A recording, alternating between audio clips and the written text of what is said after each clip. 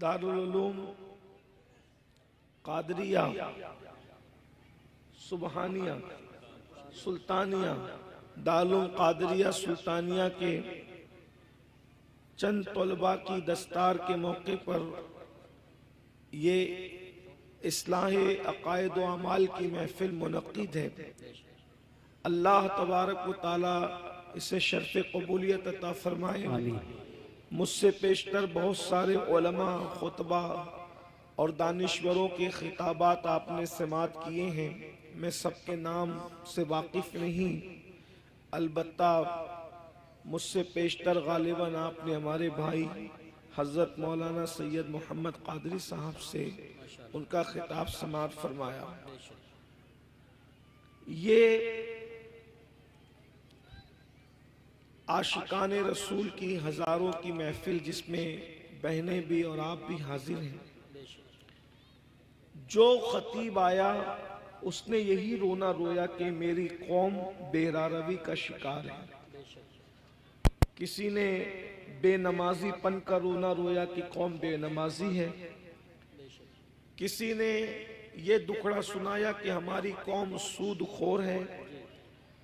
किसी ने ये दुखड़ा सुनाया कि हमारी कौम में डिसिप्लिन नहीं है। किसी ने ये दुखड़ा सुनाया कि हमारी कौम माँ बाप की वफादार और फर्मा बरदार नहीं है। किसी ने ये दुखड़ा सुनाया कि मेरी कौम के जवान अपनी जवानी को ज़ाय कर रहे हैं, जवानी का मकसद समझ नहीं पा रहे हैं। किसी ने ये दुखड़ा सुनाया कि हमारी कौम का हाल ये हो गया है कि अगर बहनें घर पर आती हैं तो भाई का चेहरा उतर जाता है, वो भाई को बहन की अहमियत नहीं पता है। किसी ने ये कहा कि उलमा की कदर नहीं की जा रही है। किसी ने ये कहा कि इदारों की अहमियत नहीं है। किसी ने ये कहा कि माह रमज़ान शरीफ की ताज़ीम नहीं है। गर्ज के सब ने अपने अपने तौर पर जो मुशाहिदा किया वो दुखड़ा आपके सामने पेश किया और हम भी वही दुखड़ा लेकर के आए हैं। लेकिन एक सवाल पैदा होता है, एक सवाल पैदा होता है कि ये बताएं कि ये सारे गुनाहों की जड़ क्या है। इतने सारे ये जो जराइम है, बेनमाजीपन ले लें, बदकारी ले लें, इसी तरीके से दीन से दूरी ले लें, माँ बाप की नाफरमानी ले लें, बेपर्दगी ले लें खवातीन के अंदर, इसी तरह औरतों का घरों को छोड़ करके ब्यूटी पार्लरों तक जाना, औरतों का मेकअप के नाम पर गैरों के सामने बैठकर अपने हाथों की हथेलियां उनके जानुओं पे रख करके मेहंदी लगाना, ये सारे जराइम की असल जड़ क्या है। तो मुझे जो सब कुछ समझ में आता है मुख्तसर में वो ये कि हमारी कौम के पास जो इल्म होना चाहिए, जो एजुकेशन होना चाहिए, जो मालूमात होनी चाहिए, वो उनके पास नहीं है। हमारी कौम बेरारवी का जो शिकार है उसकी सबसे बड़ी वजह यह है कि उनके पास इल्म नहीं है, उनके पास तालीम नहीं है। याद रखिए, सारी बुराइयों की जड़ इल्म का न होना है, तालीम का न होना है। जब भी किसी कौम के पास इल्म नहीं होता तो वो कौम बेरारवी का शिकार होती है। आप खुद देखें, आइए मैं आपके सामने इल्म की बरकत रखना चाहता हूँ, बहुत तवज्जो के साथ आप सुने। अल्लाह के रसूल अलैहिस्सलाम जब जमीन पे तशरीफ नहीं लाए थे तो उस वक्त मक्के ही की हालत सिर्फ देख लें। अभी मैं पूरी दुनिया की बात नहीं करता, अभी पूरी दुनिया का जिक्र नहीं करता, सिर्फ एक शहर मक्कतुल मुकर्रमा का जिक्र करता हूँ। जरा गौर करें, मक्कतुल मुकर्रमा कौन सा शहर है जिसे कुरान कहता है वमन दखलहु काना आमीना, कि जो उसमें दाखिल हो गया वो अम्न में आ गया। अम्न वाले शहर को कितनी गुंडागर्दी का सामना था, अल्लाह अकबर। जो शहर अम्न वाला था, जो शहर हरम है, जहां की घास उखाड़ने की इजाजत नहीं, जहां के जानवरों को सताने की इजाजत नहीं, जहां जानवर साए में बैठ जाए तो उसको उठाने की इजाजत नहीं, जहां जानवर को धमकाने की इजाजत नहीं, जहां जानवरों के जंगली जानवरों के अंडों को तोड़ने की इजाजत नहीं, अल्लाह अकबर। जहां अल्लाह अकबर अहले एहराम पर हरम में शिकार करने की इजाजत नहीं, ऐसे हरम के अंदर लोग अपनी बेटियों को, अपने हाथ से जिंदा दफन कर रहे थे। हुदूद हरम के अंदर, बिल्कुल हरम के सामने, एक तो हरम वो है, एक तो हरम वो है जिसको अल्लाह व रसूल ने हरम के तौर पर हुदूद मुकर्रर की है, लेकिन एक तो मस्जिद हराम है, यानी हरम में भी जो बहुत आला दर्जा रखे उसे मस्जिद हराम कहते हैं। बिल्कुल मस्जिद हराम के सामने अपनी बेटियों को अपने हाथों से जिंदा दफन कर रहे थे। अल्लाह अकबर।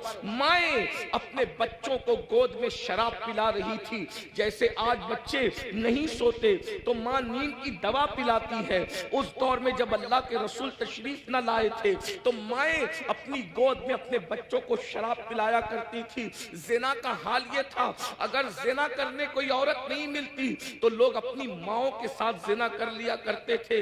इतनी गंदगी थी कि एक एक औरत कई कई मर्दों के साथ अपना रिश्ता और ताल्लुक रखा करती थी।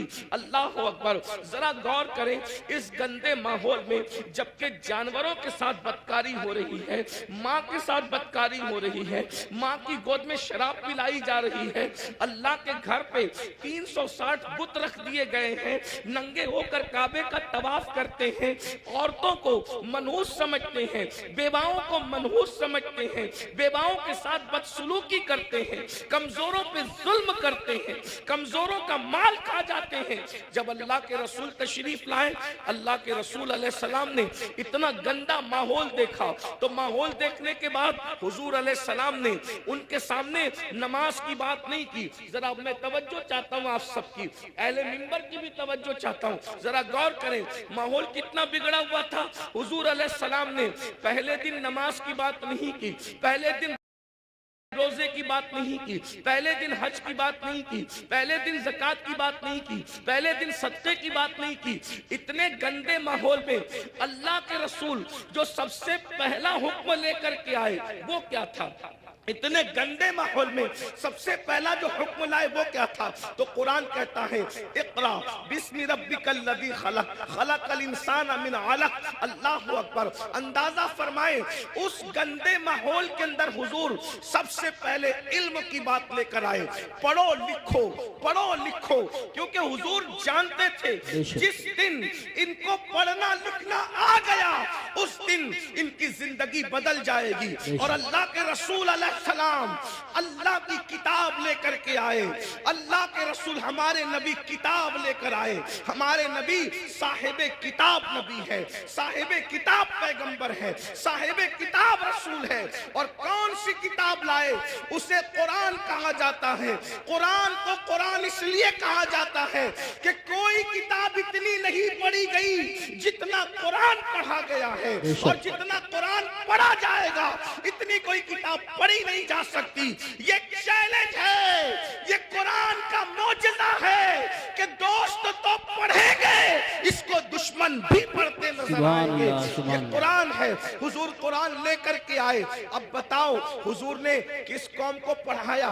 नमाज का उन्वान अपनी जगह, इनकार नहीं। रोजे का उन्वान अपनी जगह, इनकार नहीं। हज का उन्वान अपनी जगह, इनकार नहीं। ज़कात का उन्वान अपनी जगह, इनकार नहीं। हुजूर ने पहले पढ़ाया, अरब के जाहिलों को पढ़ाया, अरब के बोरिया नशीनों को पढ़ाया, अरब के बकरियों के ले जाने वाले जंगलों में बद्दुओं को पढ़ाया। और जब पढ़ाया तो इनकलाब क्या आया? देखो इल्म का इनकलाब कितनी जल्दी आता है। याद रखना, हर इनकलाब को आने में टाइम लगता है। इल्म का इनकलाब कितनी जल्दी आता है। जो अपनी बच्चियों को जिंदा दफन कर रहे थे, 23 साल भी नहीं गुजरे, अपनी बेटियों को जिंदा दफन करने वाले दूसरों की बेटियों को पालने की तैयारी कर रहे थे, इसलिए कि हुजूर ने उनको इल्म का जेवर अता किया था। अल्लाह अकबर। माँ की गोद के शराबी, माँ की गोद के शराबी जो माओ की गोद में शराब पीने के आदी बने थे, एक ऐलान पर वो सब के सब शराब से तौबा करते। यहाँ तो जलसों में करोड़ों तकरीरें हो जाए, मुकर्रिर तकरीर करते करते मर जाए, मुकर्रिर जो उसकी आवाज बैठ जाए, मुकर्रिर काली दाढ़ी से उसकी दाढ़ी तकरीर करते करते सफेद हो जाए, मुकर्रिर की हालत बदल जाए, कौम की हालत नहीं बदलती। क्यों? क्यों? वहां एक ही ऐलान में पूरी कौम ने शराब से तौबा की। बस इतना कहा था, ऐ लोगों आज से शराब हराम हो गई, आज से शराब हराम हो गई। जिनके मुंह में थी उन्होंने उगल दी, मुंह से उगल दी। जिनके हाथ में थी उन्होंने उंडेल दी, जिनके मटकों में थी उन्होंने नालियों में बहा दी। मदीने की गलियों में शराब बह रही थी। एक ऐलान, वजह, हुजूर ने उस कौम को पहले एजुकेट किया था, इल्म अता किया था। उन्हें पता था अगर हराम करेंगे तो नुकसान क्या होगा। आज हमारी कौम को नहीं पता है, हलाल और हराम में कोई तमीज नहीं है, क्योंकि उनके पास इल्म नहीं है। आज हमारी कौम को गुस्ल और वुजू नहीं पता है, उनके पास इल्म नहीं है। अगर वो शादी में डीजे लगा रहे, नाच रहे, तो उनको पता नहीं है कि इसका नुकसान क्या है। वो ये समझते हैं अल्लाह नाराज होगा तो सजा देगा, लेकिन अल्लाह की सजा क्या होगी, उसकी शक्लें क्या होगी, ये उन्हें कुछ पता नहीं। जिस दिन उन्हें पता चल जाए कि खुदा के अजाब की शक्लें क्या होती है, एक जलसे में तो नहीं बताया जा सकता, लेकिन थोड़े से वक्त में मैं इशारा करना चाहता हूँ। जिस दिन पता चल जाए ना मेरे भाई कि खुदा के अजाब की शक्लें क्या होती है, तो बंदा कदम उठाने से भी पहले सोचेगा कि मैं ये कदम उठाऊं कि नहीं उठाऊं। आज हमारी कौम को बस इतना पता है, कलेमा पढ़ लिया हम मुसलमान हो गए, गोश्त अंडा मछली खाओ और हम मुसलमान हैं, जुमा जुमा 2 रकात पढ़ने चले जाओ हम मुसलमान हैं, ईद मिलादुन नबी आए तो जुलूस में शिरकत करो हम मुसलमान हैं, मुहर्रम आए तो मुहर्रम की महफिलें सजा लो हम मुसलमान हैं, इसी तरीके से 11वीं आए तो गौस पाक की न्यास कर लो हम मुसलमान हैं, छठी आए तो अजमेर शरीफ वाले सरकार का जिक्र कर लो हम मुसलमान हैं, सफर का महीना है तो सारी कौम मिल करके बरेली शरीफ के करीब रहते हैं उससे आला हजरत में शरीक हो जाए हम मुसलमान हैं। लेकिन पता ही नहीं है, तकाजा नहीं है कि इस्लाम क्या कह रहा है, हमसे क्या कह रहा है, अल्लाह नाराज होगा तो क्या करेगा, किस तरीके की का अजाब देगा, उसके अजाब की शक्लें क्या होगी। कुरान कहता है इन्न अजाब रब्बिका लवाक़ि मा लहू मिन दाफ़े, बेशक तेरे रब का अजाब वाक़ई होकर रहेगा। और जब अल्लाह तुझे अजाब देने का फैसला कर ले तो उस वक्त तो अल्लाह के अजाब से तुझे कोई रोक नहीं सकेगा।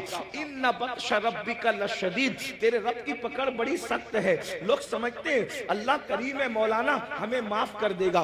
बेशक अल्लाह करीम है, अल्लाह रहीम है, अल्लाह सत्तार है, अल्लाह गफ्फार है, लेकिन क्या आपको ये खबर है जिनकी शक्लें कुरान कहता है कि सूअर की तरह हो गई, जिनकी शक्लें कुरान कहता है कि बंदर की तरह हो गई, उनके बारे में आपने कुरान पढ़ा? यही तो है कि कुरान नहीं पढ़ा, सबकी किताब पढ़ी, रब की किताब नहीं पढ़ी। कहानी किससे पढ़े, कहों की किताब पढ़ी, सीरियल देखे, हंसने हंसाने के सीरियल देखे, रोने रुलाने के सीरियल देखे, अल्लाह की किताब नहीं पढ़ी। अल्लाह की किताब उठा के पढ़ो तो उस गज्जूर खुदा की गैरत पता चलेगी। तुम क्या समझते हो, गुनाह करने वालों, खुदा के गजब को चैलेंज करने वालों, क्या समझते हो जिनकी शक्लें कुरान कह रहा है कि हमने सूअर और बंदर की तरह कर दी थी। वो कौन लोग थे? वो पठान के बच्चे थे, वो मुगल के बच्चे थे, वो शेखों के बच्चे थे। किसके बच्चे थे? तो ये पता है किसके बच्चे थे?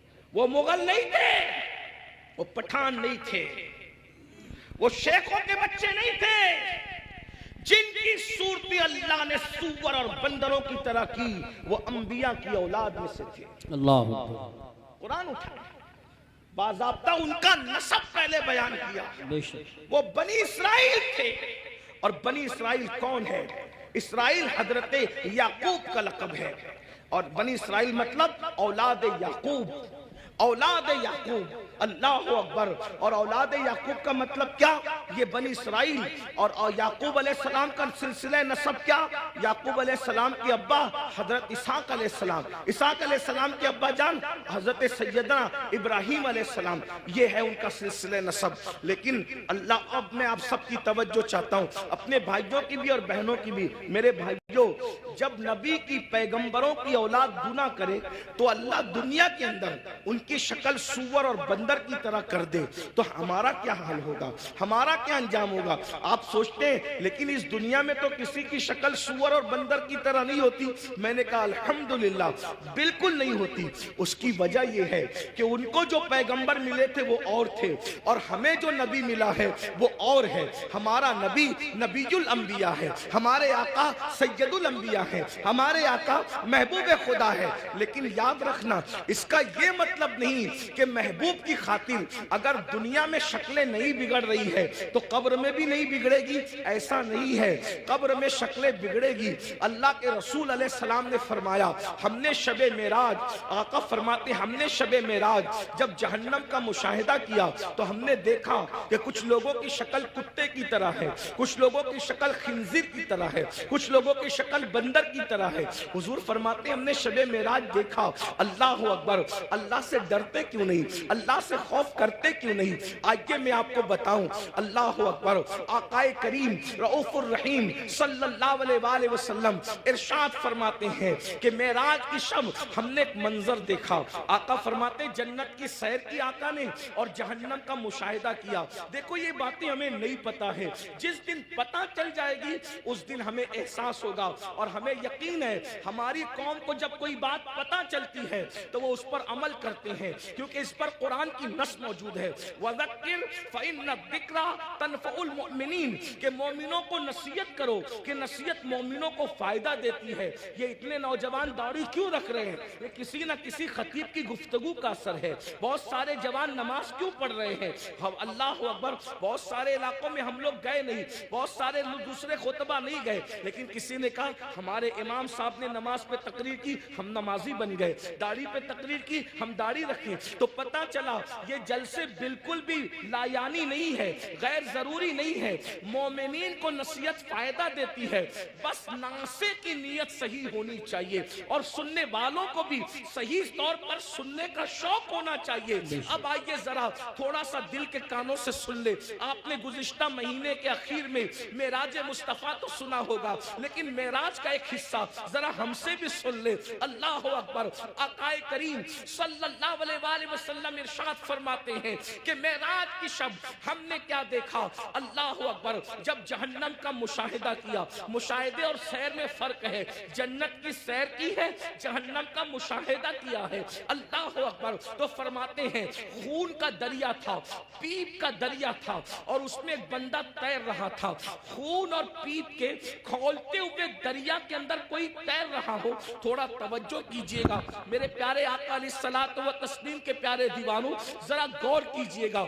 अगर अपने आप से मोहब्बत है और अपने नबी की बातों पर यकीन है तो ये बातें मेरी नहीं है, नबी की है। ये बातें मुस्तफा जाने रहमत सल्लल्लाहु अलैहि वसल्लम की है। जरा गौर करो। माँ और बहनों की भी तवज्जो चाहता हूँ। याद रखना, किसी की भी बात में शक करोगे तो कोई नुकसान नहीं होगा, लेकिन अपने नबी की बात में शक करोगे तो ईमान भी हाथ से जा सकता है। ये तुम्हारे और मेरे नबी ने फरमाया। शबे मेराज जहन्नम का मुशाहिदा हो रहा है, खून का दरिया है, पीप का दरिया है और वो खोलता खोलता खून है, खोलता खोलता पीप है। उसमें एक बंदा डुबकियां ले रहा है, एक बंदा तैर रहा है। जैसे ही वो मुंह बाहर निकालता है, जैसे ही वो सर बाहर निकालता है, उसके मुंह में पत्थर डाले जाते हैं। जहन्नम की आग के बने हुए पत्थर उसके मुंह में डाले जाते हैं और उसका मुंह फिर उसी दरिया में डूब जाता है। उस पर ये अज़ाब हो रहा था, रहमतुल लिल आलमीन से देखा न गया। हुजूर तड़प गए, हुजूर बेचैन हो गए, हुजूर बेकरार हो गए और पूछने लगे जिब्रील ये कौन लोग हैं कि खून और पीप के दरिया में डुबकियां लेते हैं और जब मुंह बाहर निकालते हैं तो पत्थर, वो भी जहन्नम की आग के पत्थर, इनके मुंह में डालकर इनको डुबा दिया जाता है। ये दर्दनाक अज़ाब क्यों हो रहा है?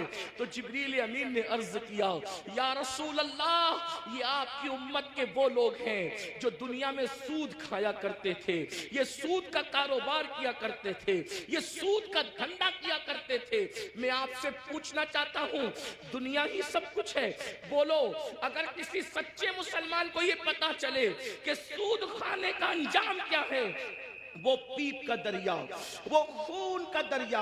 और खून का दरिया क्यों है? मैंने गौर किया कि सूद खोरों के लिए पीप और खून का दरिया क्यों है।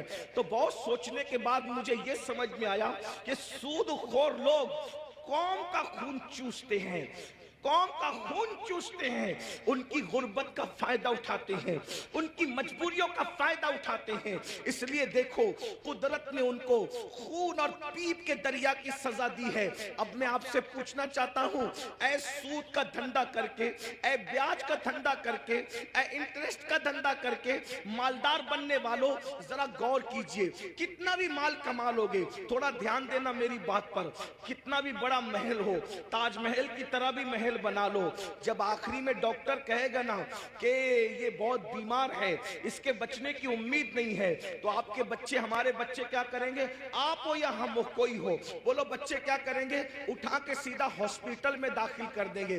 बताओ, जिस माल को अल्लाह की नाफरमानी करके कमाया था, करोड़ों रुपए का महल बनाया था हराम माल से या हलाल से भी बनाया था, लेकिन आखिरी सांसें कहां ले रहे हो?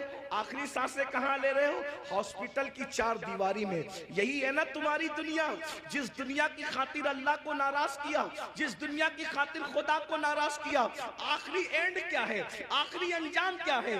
दुनिया के 80% लोग हॉस्पिटल में आखिरी सांस लेते हैं और अक्सर लोग तो आईसीयू में आखिरी सांस लेते हैं। हाय हाय, कुदरत का इम्तिहान तो देखो, कुदरत की सजा तो देखो।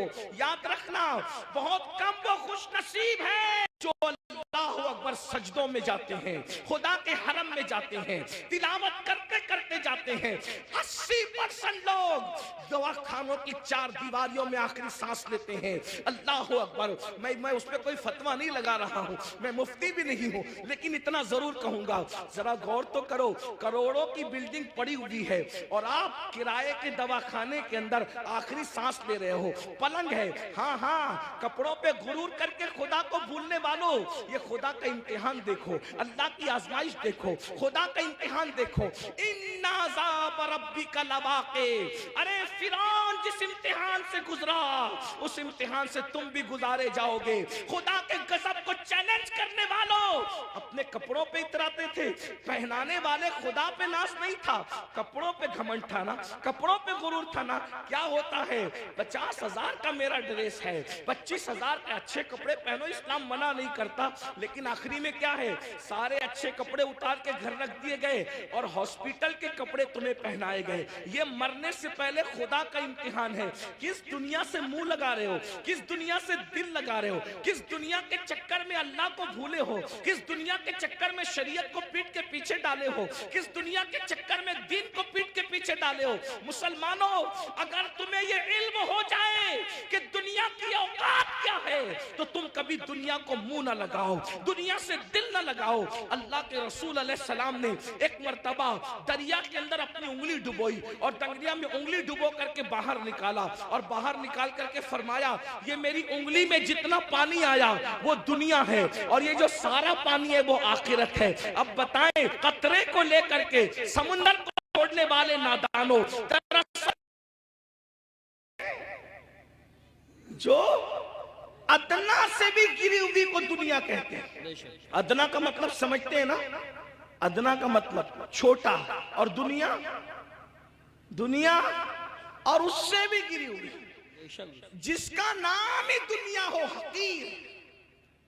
लेकिन ये पता, हम समझते दुनिया कोई बड़ी चीज है, अरे नादान, दुनिया कहते ही हकीर को है।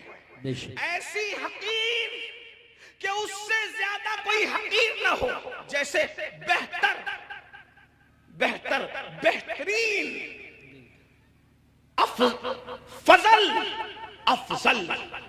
दर्जात बढ़ते हैं ना, जब तफजील के साथ बात होती है तो फिर दर्जात बढ़ते हैं, ऐसे ही जब तस्गीर के साथ बात होती है तो फिर दर्जात घटते हैं ना।